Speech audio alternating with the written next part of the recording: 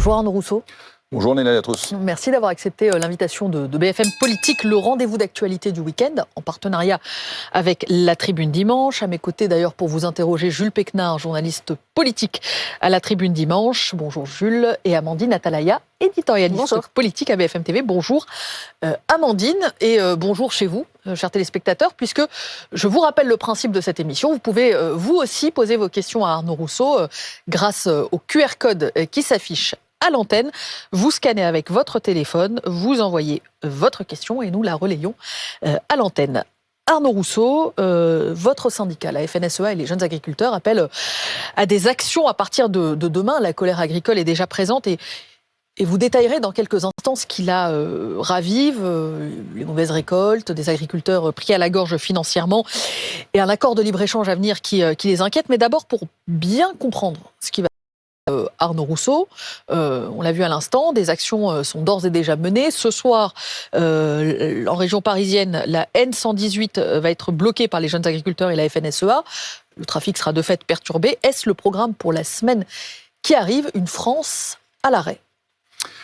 Alors d'abord, notre ambition, c'est évidemment d'attirer l'attention des pouvoirs publics, français, européens, sur la situation dans laquelle se trouve l'agriculture. Et pour vous répondre précisément, à partir de cet après-midi et pour au moins 48 heures, l'ensemble de nos départements, près de 80 au moment où je vous parle, seront en action avec la volonté évidemment d'attirer cette attention, mais aussi la volonté de ne pas bloquer les Français. Nous l'avons dit, l'ambition, ça n'est pas d'empêcher les gens d'aller au travail. Et pour ce qui concerne la Nationale 118, dès cet après-midi, il n'y aura pas de blocage. Alors, que ça ralentisse la circulation, c'est probable. Mais encore une fois, notre objectif n'est pas d'empêcher les gens qui circulent dans cette région de le faire. Vous n'allez pas bloquer des villes, des supermarchés ou des approvisionnements, par exemple ? Non, ça n'est pas notre objectif. Encore une fois, nous avons besoin, dans le moment dans lequel nous sommes, de prendre les Français à témoin de ce qu'est la situation de l'agriculture. Et donc l'objectif, c'est évidemment pas de les ennuyer, c'est de leur faire passer le message que la situation que vit l'agriculture aujourd'hui est une situation d'urgence, dramatique dans certains endroits, et que si on veut conserver une assiette auquel je crois, à cette heure-ci, avec le poulet qui est dans le four, les Français sont attachés, eh bien nous avons besoin de nous battre dans ce moment. Quand la coordination rurale, qui n'est pas votre syndicat, qui est un autre syndicat agricole, parle de révolte agricole, est-ce la bonne expression ? Une révolte, c'est contre l'ordre établi, contre une autorité. C'est pas ce que vous êtes en train de nous dire, c'est pas une révolte, c'est prendre les Français à témoin. Oui, en tous les cas, nous... Vous ne demandez pas la tête d'un ministre, du Premier ministre, du Président de la République. On est dans une situation que tout le monde connaît, qui dure depuis 1 an. Ça fait 1 an qu'on a retourné les panneaux dans les villages français pour dire qu'on marchait sur la tête. Je crois que tout le monde a vu ce qui s'était passé au printemps, puis le travail qui a été réalisé, la dissolution malheureusement, enfin en tous les cas sur le plan de l'avancée de nos travaux, et aujourd'hui une situation qui n'est pas tenable. Et donc oui, il y a un sentiment dans un certain nombre d'endroits de travail non accompli qui donne, vous savez, soit une forme de découragement, soit une forme évidemment d'envie d'action. Nous, on a dit très clairement qu'on voulait pas d'atteinte aux biens et aux personnes, que notre objectif c'est d'atteindre les résultats sur lesquels nous nous sommes engagés, et pour ça, on a besoin que l'Europe se mobilise, que les pouvoirs politiques français se mobilisent, et on a besoin évidemment de l'appui de l'opinion publique, parce qu'encore une fois, ce qui est en jeu, c'est leur assiette. Nous allons revenir justement sur ces aspects politiques. Vous avez fait allusion à la dissolution, mais avant, question très précise, à ce stade, combien d'actions sont prévues par la FNSEA, votre syndicat, et les jeunes agriculteurs, dans quelle ville, dans quel département à l'heure actuelle ? Alors, c'est près de 82 actions ce matin qui ont été recensées et qui prendront corps à partir de cet après-midi pour la première en Île-de-France et qui s'étaleront demain, mardi, lundi ou mardi, lundi et mardi, essentiellement dans les préfectures et les sous-préfectures, pour, là encore une fois, attirer l'attention des pouvoirs publics, et puis aussi sur les avenues de l'Europe, les ronds-points de l'Europe, parce que vous l'avez compris, demain s'ouvrira le G20 au Brésil, et que pour nous, évidemment, c'est un sujet majeur. C'est un point de départ. Alors j'imagine que vous n'allez pas nous donner la date de la fin de cette mobilisation, mais est-ce que, dans tous les cas, ce sera stoppé avant Noël, d'après vous ? Oui, nous l'avons indiqué, pour ce qui nous concerne avec les jeunes agriculteurs, notre volonté, c'est d'étendre notre mouvement, parce que la première phase, c'est que nous ne voulons pas de cette Europe passoire, en tous les cas sur les produits agricoles, mais il y a d'autres enjeux, des enjeux nationaux, et notamment celui de la simplification, du ras-le-bol quant aux normes, quant au contrôle. Et puis, on aura un sujet qui est un sujet central, qui est le sujet du prix, du revenu des agriculteurs. Et donc, tout ça va s'étaler jusqu'à la mi-décembre au plus tard, parce que, nous l'avons indiqué, nous ne souhaitons pas que les fêtes puissent être gâchées. D'abord parce que les fêtes, c'est pour nous un rendez-vous de nos produits sur la table et dans l'assiette des Français. Amandine ? Oui, vous avez rencontré jeudi le ministre de l'Intérieur. Est-ce que vous êtes formellement engagé auprès de lui sur le fait que vous pouviez garantir qu'il n'y aurait pas de violence, de dégradation ? Au printemps, on avait pu voir des violences parfois et des dégradations parfois, notamment vis-à-vis de supermarchés. Ce que j'ai dit au ministre de l'Intérieur, M. Retailleau, c'est que nous, notre ambition, c'était encore une fois d'obtenir des résultats et que les atteintes aux biens et aux personnes n'étaient pas notre modèle d'action. Mais la réalité, c'est qu'à certains endroits, les agriculteurs n'en peuvent plus et ont l'impression qu'après les manifestations du mois de janvier, qui, disons-le, se sont tenues de manière extrêmement ferme et qui n'ont peu ou très peu ou pas du tout atteint aux biens et aux personnes, il y a des gens qui ont le sentiment qu'ils ont été floués. Et donc nous, on a redit très clairement à l'ensemble de notre réseau qu'on ne souhaitait pas qu'il y ait de débordement et d'atteinte aux biens et aux personnes. Maintenant, vous garantir que partout, on sera derrière chacun pour empêcher ça, ça n'est pas possible. Mais en tous les cas, le message que nous délivrons est très clair. Quand vous dites que des gens se sont sentis floués, c'est-à-dire que la colère est bien plus vive et peut s'exprimer sans que vous puissiez la contrôler de manière plus explosive, c'est ça ce que vous dites ? Je voudrais vous rappeler quelle est la situation. Vous savez, il y a des gens qui se sont mobilisés massivement, syndiqués, non syndiqués, jeunes, des gens qu'on n'avait jamais vus, pour dire finalement que la situation n'était pas tenable. Depuis, on a eu un été très difficile. Très difficile sur le plan des grandes cultures, la plus faible récolte de blé depuis 40 ans. Très difficile sur le plan de la viticulture, avec des vendanges en retrait en moyenne de près de 25%. On a eu un été extrêmement difficile sur le plan sanitaire dans l'élevage. Et puis, sur le plan politique, une absence d'interlocuteurs dans cette période difficile. On a mis près de 2 mois à obtenir un Premier ministre et 15 jours supplémentaires pour obtenir un gouvernement. Tout ça donne le sentiment que finalement, nous ne sommes pas entendus, même si des progrès ont été réalisés. Mais vous entendez dire chez vos adhérents, on a été trop sages et on n'a pas assez obtenu. Oui, il y en a certains qui pensent qu'aujourd'hui, pour se faire entendre, il faut aller plus loin. Ça n'est pas ce que nous portons nous, mais nous voyons bien, parce que des situations d'urgence existent. Je voudrais le rappeler, c'est pas un sentiment de la violence pour la violence, c'est que derrière le fait générateur, c'est qu'un certain nombre d'agriculteurs en France sont dans des situations intenables, dans des situations d'urgence majeures, et que ça doit trouver des solutions et des échos très rapidement. Est-ce que vous trouvez cela dit raisonnable que la coordination rurale, par exemple, qui est la plus dure, appelle à bloquer le fret, à bloquer les approvisionnements, n'exclut pas une montée en gamme des actions ? Est-ce que vous leur dites « restons calmes, on ne va pas commencer comme ça » ?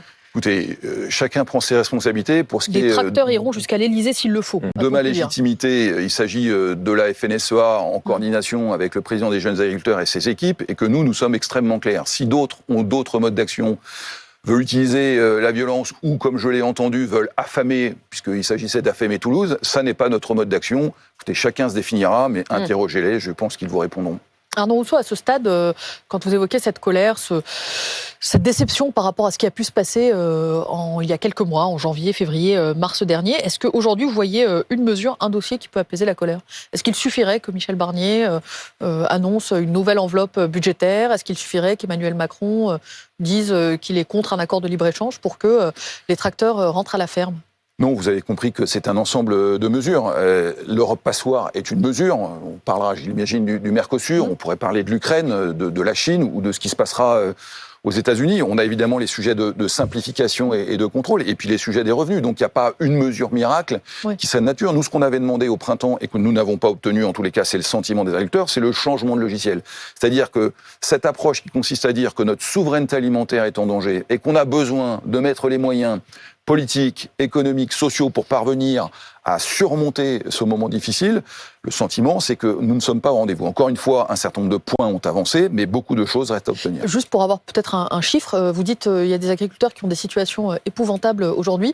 Vous avez un chiffre du nombre d'exploitations en difficulté qui peuvent mettre la clé sous le tapis ? Écoutez, aujourd'hui, on parle de plusieurs dizaines de milliers d'exploitations. J'étais dans le Lot vendredi, où j'ai rencontré les producteurs, notamment des producteurs qui produisent de la noix, et qui sont en crise depuis 3 ans, dans des situations qui sont absolument intenables et qui ont besoin du concours de l'État. Quand vous êtes un viticulteur des Pyrénées-Orientales, par exemple, où je suis allé il y a 10 jours, à Perpignan, et qui n'ont pas ou très peu vu d'eau depuis maintenant près de 3 ans, avec de la vigne qui est en train de mourir, situations qui sont extrêmement compliquées, avec des gens qui essayent de trouver des alternatives, parce qu'encore une fois, il faut aussi évoluer. Et je l'ai dit, il y a des situations très difficiles qui peuvent être aussi le fruit du climat. Mais ce qui compte pour nous, c'est de faire en sorte d'essayer de sauver le maximum. Mais on sait qu'aujourd'hui, plusieurs dizaines de milliers d'exploitations, si on ne fait rien, le pourcentage, c'est quoi? 10%, 20%, 15%, non, si vous deviez donner un ordre de grandeur? Encore une fois, tout ça est à prendre avec les plus grandes pincettes. Vous savez, les agriculteurs et les agricultrices de ce pays sont des chefs d'entreprise.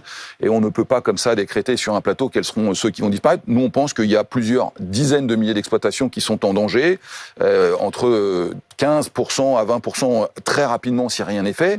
Et puis après, il y en a de nombreuses qui sont dans des difficultés chroniques. Vous avez dit tout ça à Michel Barnier que vous avez rencontré début octobre.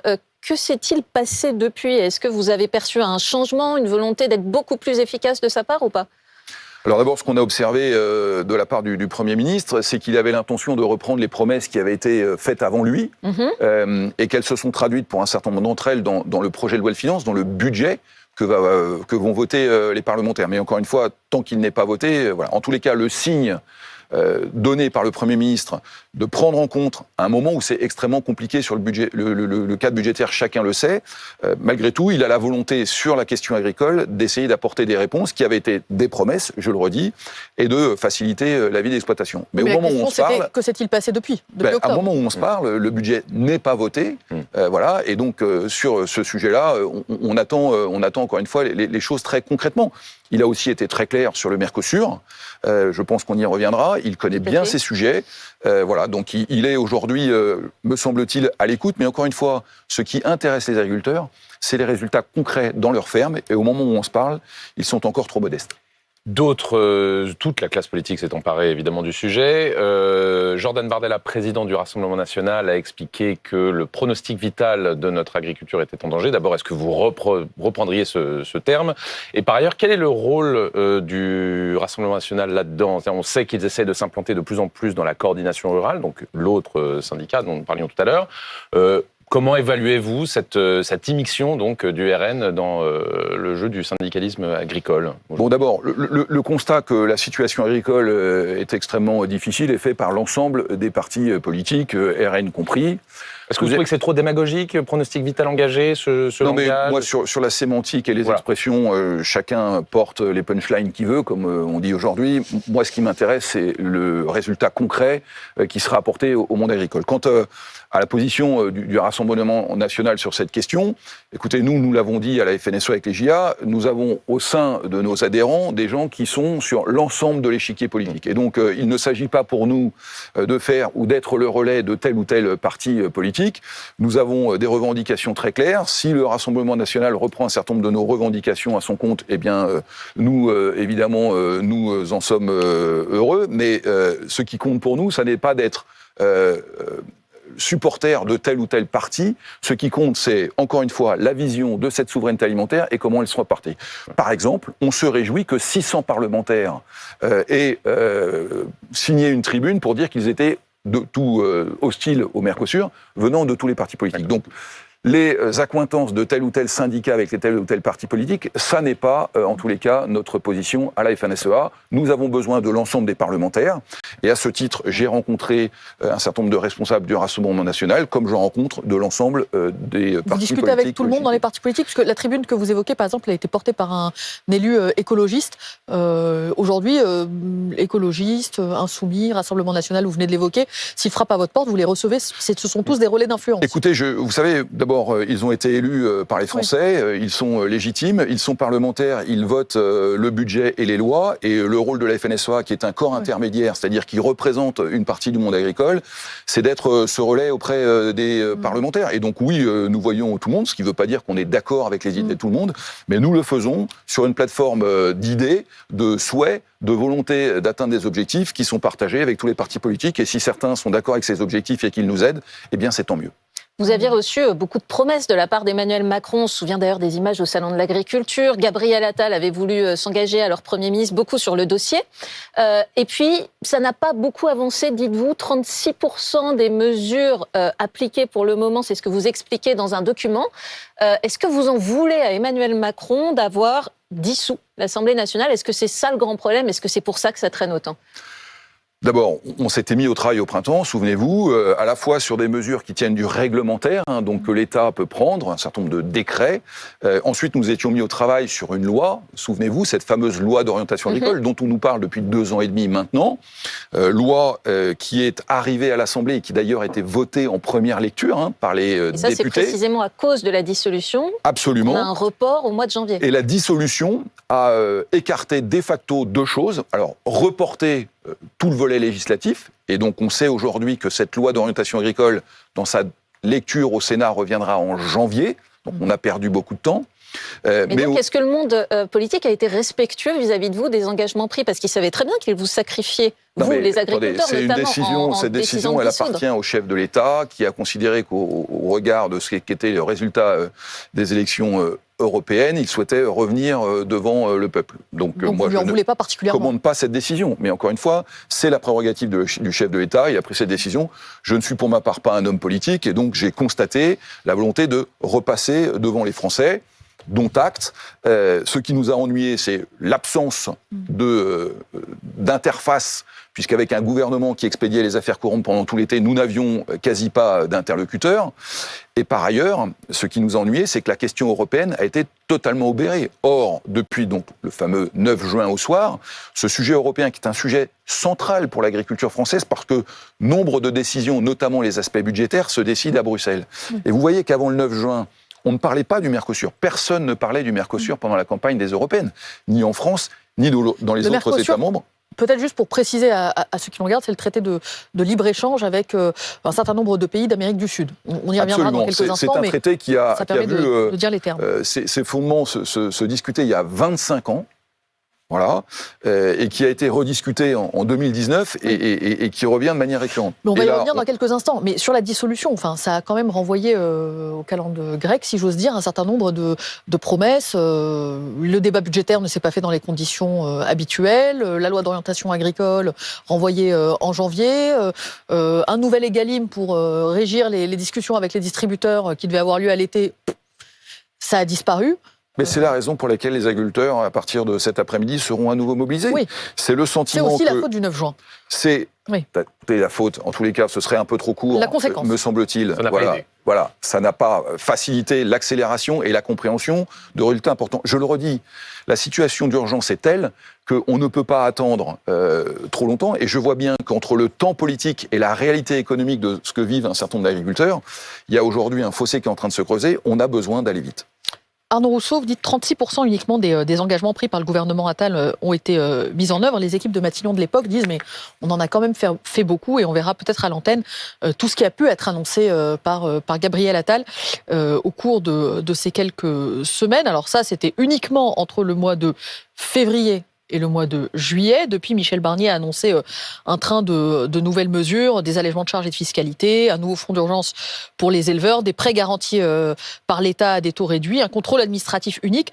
Je me mets à la place des Français qui nous regardent et qui se disent mais tout de même, aucune autre profession n'a bénéficié d'autant d'attention en si peu de temps. Quand on égrène toutes les aides qui ont été annoncées en 9 mois, est-ce que vous comprenez que certains se disent finalement, les agriculteurs sont peut-être des privilégiés. Et qu'est-ce que vous leur répondez ? D'abord, je doute que les Français considèrent que les agriculteurs sont des privilégiés parce qu'ils savent quelle est la situation de l'agriculture française et je me réjouis du soutien. Il n'y a pas un traitement différencié ou peut-être, nous dites-vous, il est mérité parce que c'est ce qu'il y a dans l'assiette des Français. Non, mais c'est exactement ça. C'est qu'aujourd'hui, si nous en sommes là, c'est parce que tout le monde comprend que l'agriculture française, si elle n'est pas soutenue, si elle n'est pas accompagnée dans le moment dans lequel nous sommes, risque de disparaître. Non, mais vous savez, tous les secteurs économiques ont des problématiques. Oui. En tous les cas, pour ce qui nous concerne, on a eu un certain nombre d'annonces. Mais permettez-moi de prendre un exemple concret. Quand le Premier ministre, M. Attal, a dit il faut des aides à la trésorerie, nous le demandions. Et il a été dit à l'époque par le ministre de l'Agriculture, M. Fesneau, elles feront l'objet d'un accompagnement par la BPI. Et donc, le ministère a dit, ce travail est fait. La réalité, au moment où on se parle, Néla Latrousse, c'est que pas un seul centime de prêt n'a été opéré. La ministre de l'Agriculture, Madame Genevard... C'est important ce que vous nous dites. Des avances de trésorerie vous ont été annoncées. Et aujourd'hui, on est 6 mois plus tard, 8 mois plus tard même, pas un centime n'est arrivé sur les caisses des agriculteurs. C'est exactement ce que je vous dis. C'est que cette promesse d'un accompagnement en trésorerie avec le soutien de la BPI qui avait été fait par le gouvernement Attal, confirmé par le ministre Fesneau, n'a pas vu le jour. Pas un seul prêt, pas un seul centime. Là, Madame Genevard, ministre de l'Agriculture et de la Souveraineté alimentaire et de la Forêt, a annoncé des prêts. C'est une bonne nouvelle qui va dans le bon sens. Mais qu'est-ce qui bloque ? Pourquoi ça ne se fait pas ? Écoutez, je vous demanderai au gouvernement. Là, je sais qu'il y a eu des discussions entre l'État, les banques. Mais ce qui bloquait, c'est qu'en fait, il n'y avait pas les fonds qui étaient mis en face.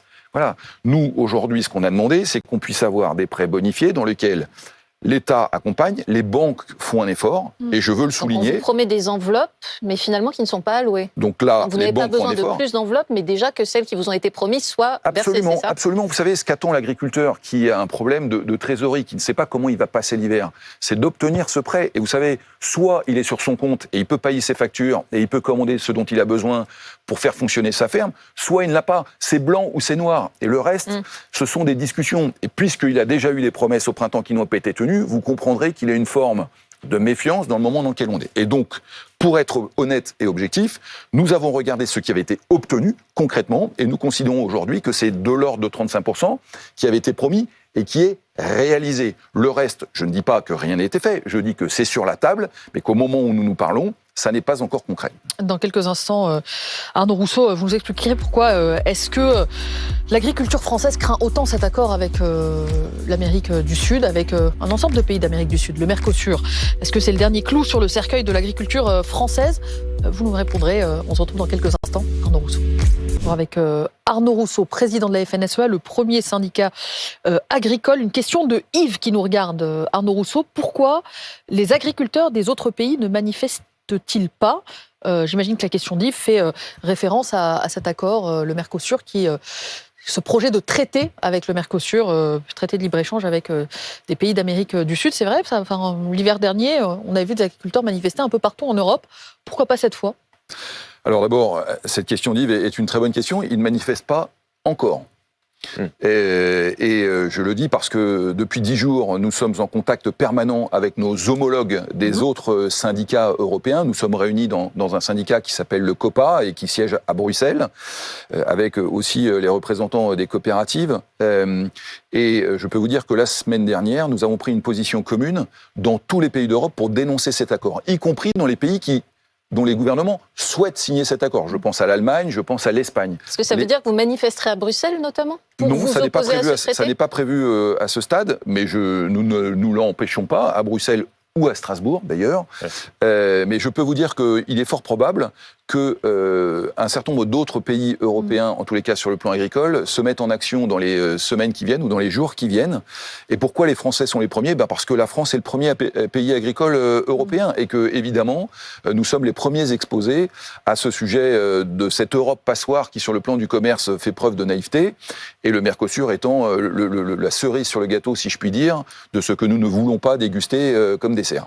Alors, pour expliquer ce qu'est cet accord avec le Mercosur. D'abord, le Mercosur, c'est le marché commun entre plusieurs pays d'Amérique du Sud, l'Argentine, le Brésil, l'Uruguay, le Paraguay et la Bolivie.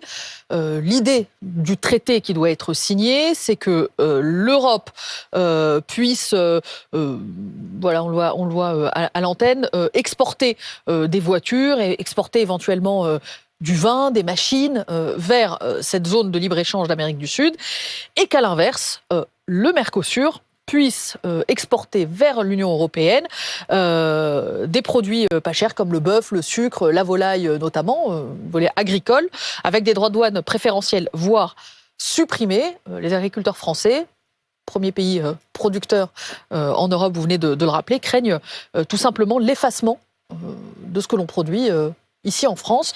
Juste pour avoir un ordre d'idée, Arnaud Rousseau, sur la viande, par exemple. Si on prend un exemple d'un steak haché basique que les Français consomment, trouvent dans leur supermarché ou ailleurs. Combien coûte un kilo de steak haché aujourd'hui ? Et en face, combien ça coûterait si ce traité est signé ? Alors moi, je vais d'abord vous parler de la production, Néla Latrousse, parce que le rôle de l'agriculteur, c'est pas le prix de la viande au consommateur, même si on parlera tout à l'heure de la relation avec les grandes distributions. Aujourd'hui, en France, pour prendre l'exemple de la viande bovine, on consomme 1 500 000 tonnes, les Français consomment 1 500 000 tonnes de viande bovine, dont un peu plus de 400 000 tonnes fait déjà l'objet d'importation.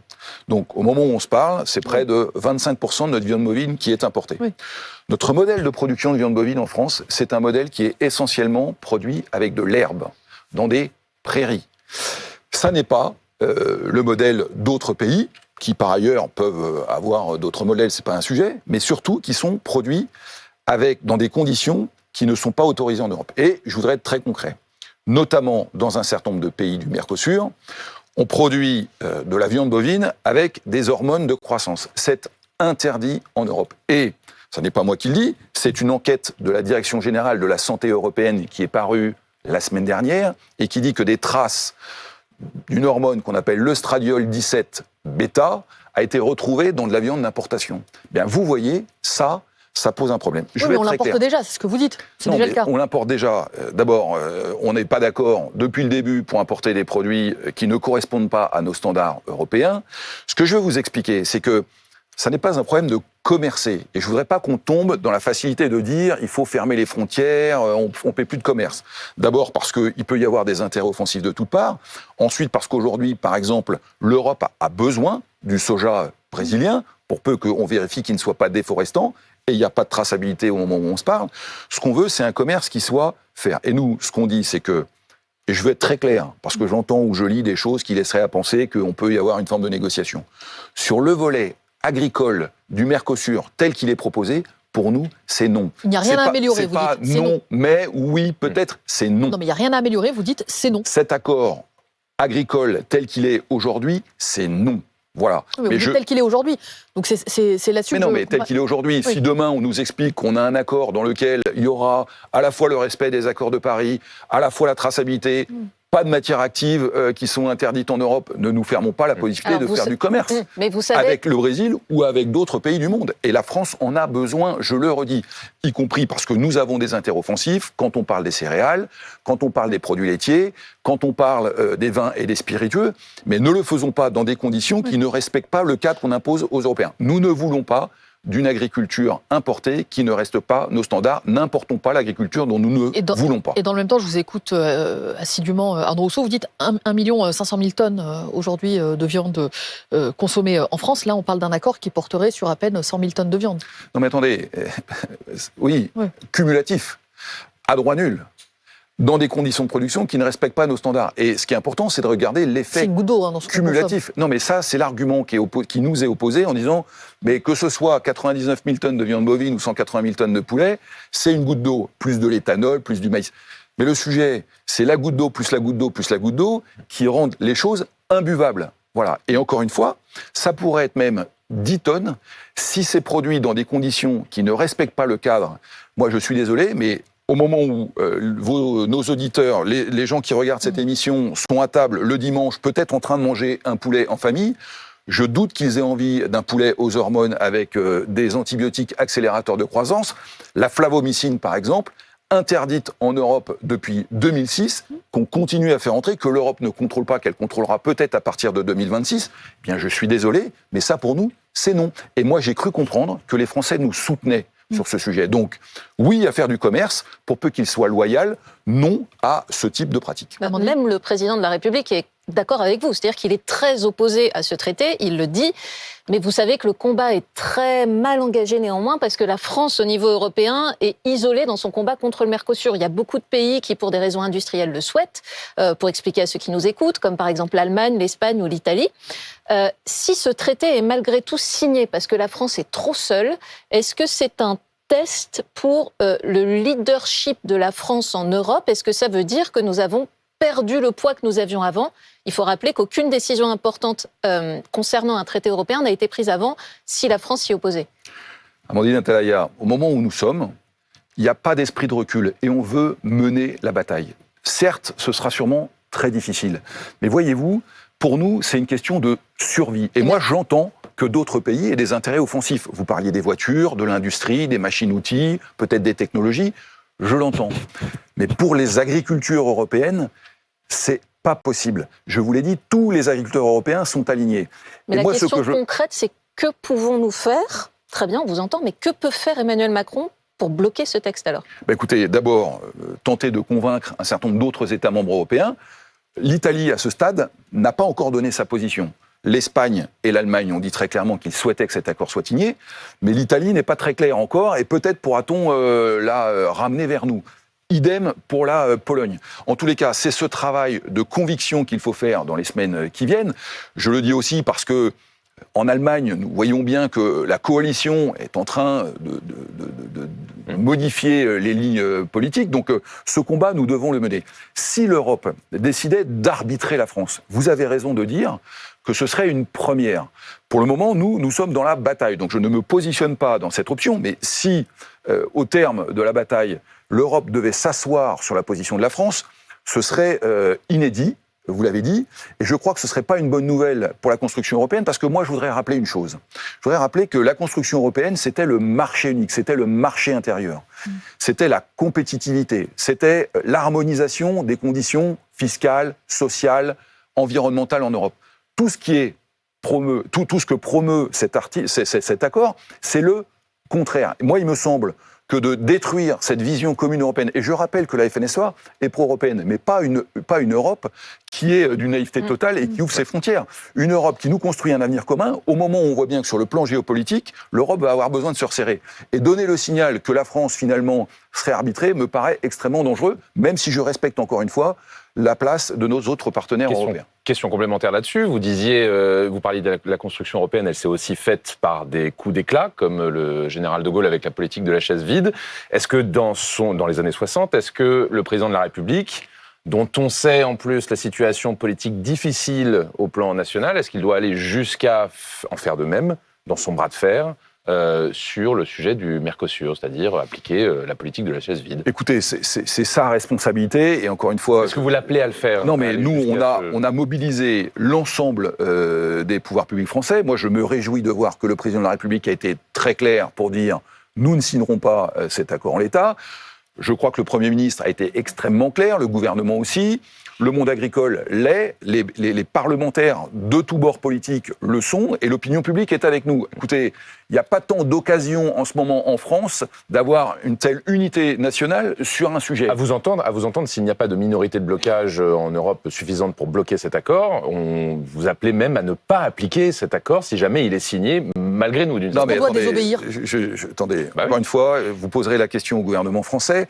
Nous, on a dit très clairement que pour le moment, on était dans la bataille et on faisait tout pour essayer de ramener sur une position qu'on considère être la position d'avenir de la production agricole européenne, pour faire en sorte que d'autres pays aient conscience que le sujet de la souveraineté alimentaire et de la capacité à continuer à produire notre alimentation est central.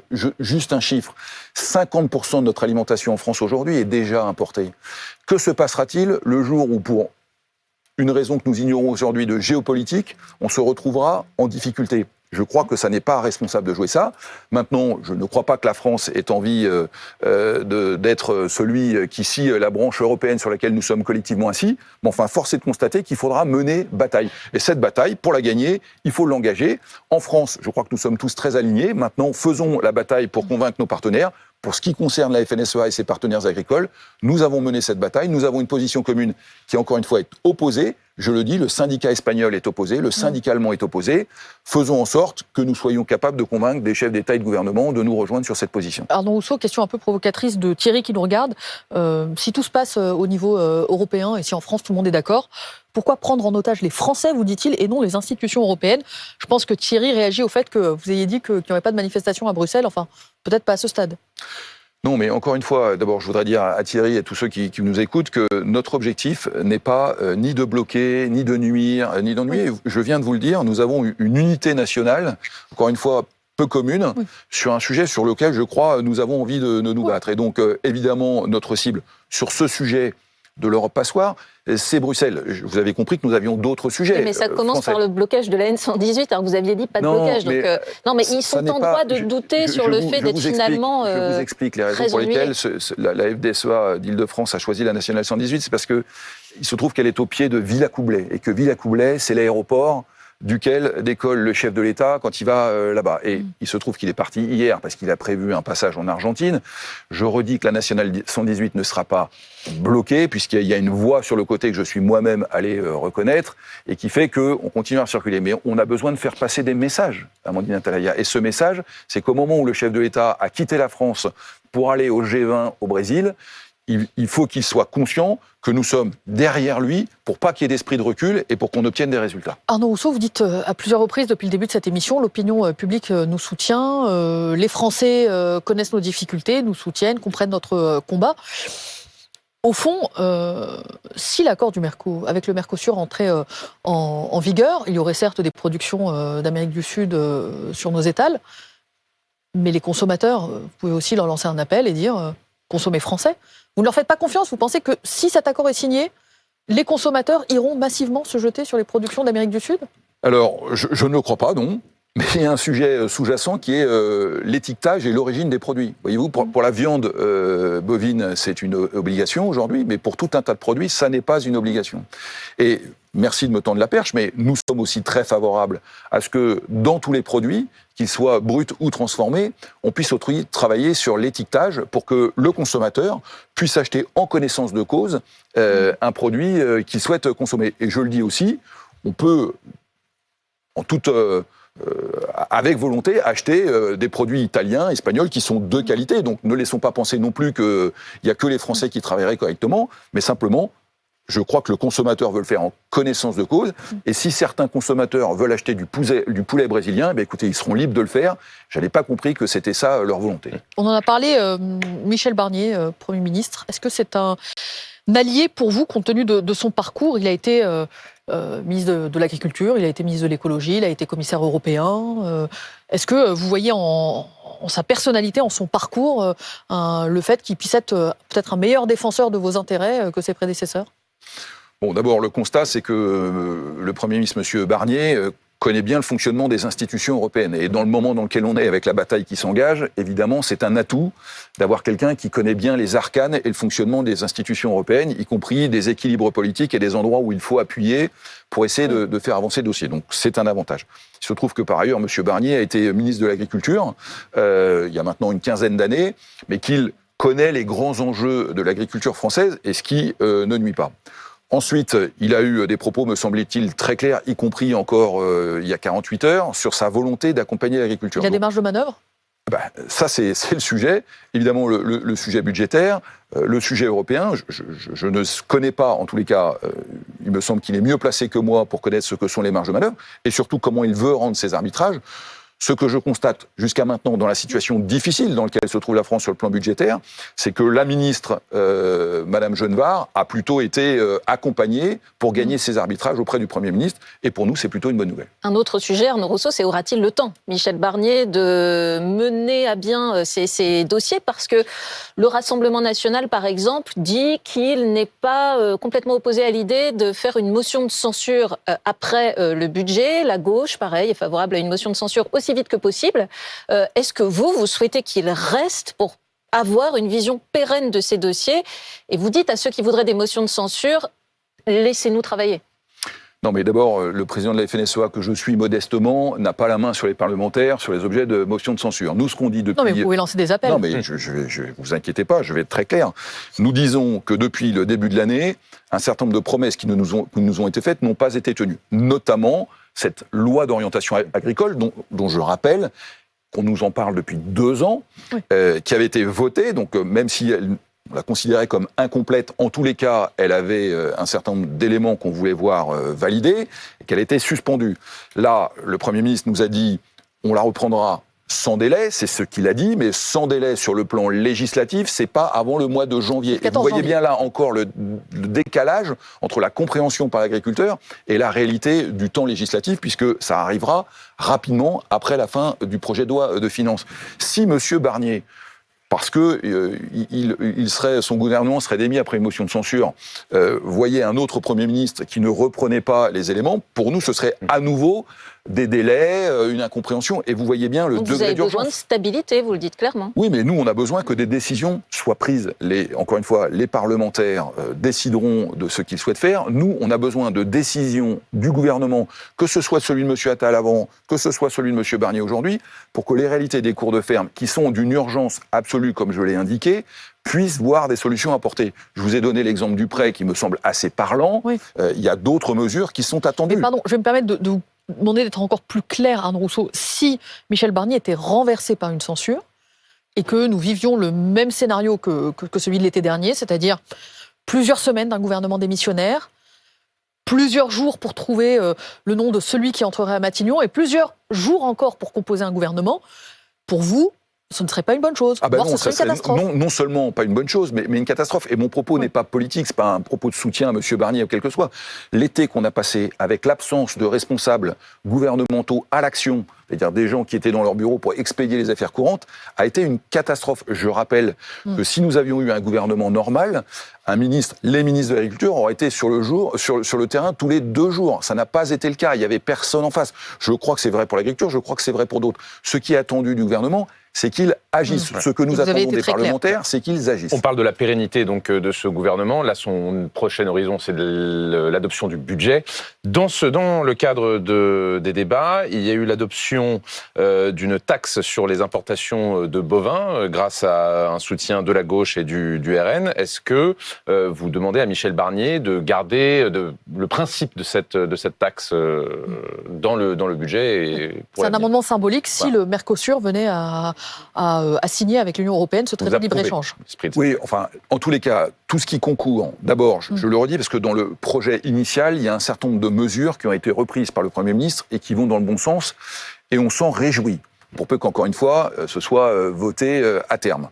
Donc ça, je le dis parce que ce sont y compris des efforts budgétaires qui sont réalisés dans un moment où j'ai compris que le Premier ministre cherchait des économies partout. Et donc, nous sommes conscients de l'effort qui est fait au profit de l'agriculture, encore une fois, si ça va à son terme. Ensuite, les parlementaires font un certain nombre d'amendements. Tous les amendements qui permettent à l'agriculture d'être facilitée, protégée, encadrés, en tous les cas, vis-à-vis de concurrence déloyale, nous paraissent intéressants. Maintenant, je suis un petit peu méfiant sur le fait des rétorsions qui pourraient arriver. Je le dis aussi, nous sommes inquiets de ce qui va se passer avec l'arrivée de M. Trump aux États-Unis. Nous avons vu que sur des sujets qui n'ont rien à voir avec l'agriculture, je pense aux mesures européennes sur la taxation des batteries sur les véhicules électriques arrivant de Chine, les rétorsions sont pour l'agriculture. Les producteurs de cognac et d'armagnac aujourd'hui sont les victimes collatérales de ce type de décision. Donc, tout ce qui va dans le sens d'une protection de la production agricole est plutôt quelque chose qui nous convient. Attention, malgré tout, aux effets collatéraux, et je le dis, notamment en termes de commerce. Je fais un pas de côté. Il y a effectivement des allègements de charges pour les agriculteurs. Il y a de l'autre côté des réductions d'allègements de charges pour les entreprises, réduction aussi des aides à l'apprentissage. Est-ce que ça a un effet sur les agriculteurs ou pas? Est-ce qu'on vous donne d'une main ce qu'on retire de l'autre? Bien sûr, vous avez été très observatrice, Néla Latrousse. Un sujet, par exemple, c'est celui des aides aux travailleurs occasionnels. Vous savez, dans nos fermes, au moment de la cueillette des fruits, des légumes ou des vendanges... On appelle communément les saisonniers. Exactement. On a besoin de travailleurs qui viennent nous aider pour les saisons, pour la récolte. Bon, ces travailleurs font l'objet, en tous les cas, sur le montant des charges sociales, d'une exonération qu'on appelle TODE. Bien. Elle a été, dans le cas du projet de loi de la finance, pérennisée, et en plus... elle concernera jusqu'à 1,25 SMIC. Ça va dans le bon sens. Oui. Et ça, c'est favorable à l'agriculture. Mais dans le même temps, la baisse de 2 points qui est prévue sur l'ensemble des allègements de charges, notamment les TODE, fera que l'impact sera le double du gain qu'on a enregistré. Oui. Bien évidemment, ce point spécifique ne nous convient pas. On comprend que le gouvernement est prêt à modifier, mais là encore, on attendra le vote final. J'ai 2 dernières questions, Arnaud Rousseau. La première sur les négociations avec les distributeurs. On se souvient qu'elles ont été tendues l'an dernier. Comment vont se dérouler les prochaines? Est-ce que, avec les distributeurs, tout est pardonné? D'abord, avec les distributeurs, et je le dis aussi avec l'industrie agroalimentaire, tout ça forme une chaîne dans laquelle, pour nous, Le point essentiel sur lequel on se bat depuis des années, c'est le fait que la matière première agricole soit sanctuarisée pour qu'il n'y ait aucun producteur qui produise en dessous de ses coûts de revient. C'est assez simple à comprendre. Quand vous êtes un agriculteur et que vous vendez moins cher que ce que vous coûte votre kilo de viande ou votre litre de lait à produire, vous n'avez pas d'avenir. Ça a été trop longtemps le cas dans la relation avec l'industrie et la distribution. Mais ça va bien se passer cette pendant 10 ans. fois-ci ? Écoutez, c'est notre vœu. Nous, on a dit deux choses. Un, qu'on serait extrêmement vigilant, parce qu'on nous avait annoncé une loi Egalim 4 qu'on ne verra pas.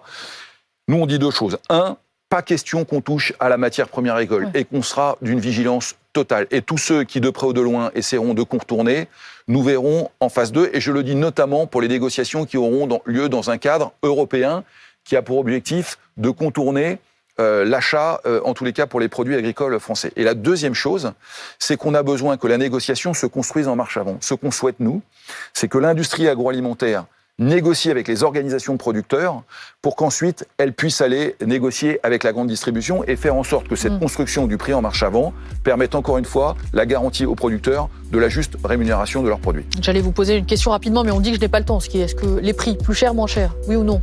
Ça dépendra des formules, très court. mais en tous les cas, pour nous, pas de baisse sur le revenu des agriculteurs. Donc j'aurais par ailleurs pas ma réponse. Merci en tout cas Arnaud Rousseau d'avoir été l'invité de BFM Politique. Merci à Amandine et Jules de m'avoir accompagné et à toute la régie pour la réalisation de cette émission.